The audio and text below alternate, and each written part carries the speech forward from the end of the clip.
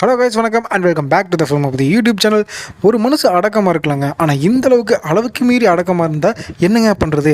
ஆனால் இவர் அடக்கமாக இருக்கிறது பார்க்கும்போது ஒரு மாதிரி ஜாலியாக நல்லா தாங்க இருக்குது. இன்னும் இப்போ நீ சிஎம் மாதிரி பந்தாவா கெத்தாக இருந்தா அப்படின்னு சொல்லத்தான் தோணுது. பட் ஆக்சுவலி அடக்கமாகவும் பணிவாகவும் இருக்கிறதா உண்மையான கெத்து அப்படின்றது நம்ம முதல்வர் விஜய் அவர்கள் அவர் செய்கிற ஒவ்வொரு செயலையும் ப்ரூவ் பண்ணிட்டு வராரு. நேற்றுக்கு பார்த்தீங்கன்னா சென்னை சைதாப்பேட்டையில் இருக்க ஒரு கவர்மெண்ட் ஹாஸ்டலில் அதை சமூக நீதி ஹாஸ்டல் அப்படின்ற மாதிரி சொல்கிறாங்க. அந்த ஹாஸ்டல் பார்த்தீங்கன்னா நம்ம முதல்வர் விஜய் அவர்கள் ஆய்வுக்கு போயிருக்காரு அமைச்சர்களோட. அங்கே என்னென்னலாம் ப்ராப்ளம் இருக்குது, எதையெல்லாம் சரி செய்யணும் அப்படின்னு மாணவர்கள்கிட்ட கேட்டு தெரிஞ்சுக்கணும் அப்படின்றதுக்காக முதல்வர் விஜய் அவர்கள் அந்த ஹாஸ்டலில் விசிட் பண்ணியிருக்காரு. அப்போ நிறைய பேர் முதல்வர் விஜய் அவர்கிட்ட பேச ட்ரை பண்ணியிருக்காங்க. பட் யாருக்கிட்டும் பெருசாக விஜய் அவர்கள் பேச்சு கொடுக்கல.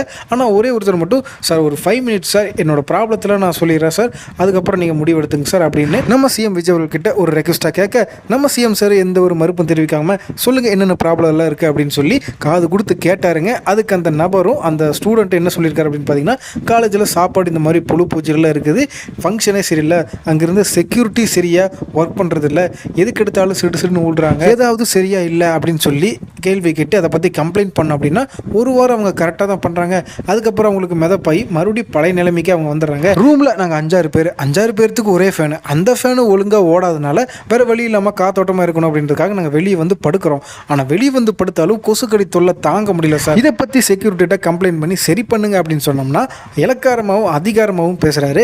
முக்கியமாக சாப்பாடு பிரச்சனை தான் சார் பெரும் பிரச்சனையாக இருக்குது, இது எல்லாத்தையும் கொஞ்சம் சரி பண்ணி கொடுங்க சார் அப்படின்னு 5 நிமிஷம் சொல்லிட்டு கிட்டத்தட்ட ஒரு 10 நிமிஷத்துக்கு மேலே பேசியிருப்பாரு.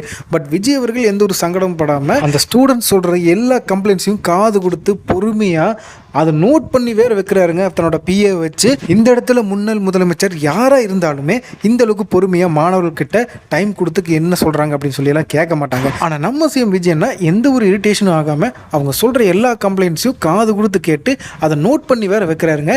அதுக்கப்புறம் இந்த ஆய்வெல்லாம் முடிஞ்சதுக்கப்புறம் நம்ம சிஎம் விஜயன்னா காரில் இறங்க போனாருங்க.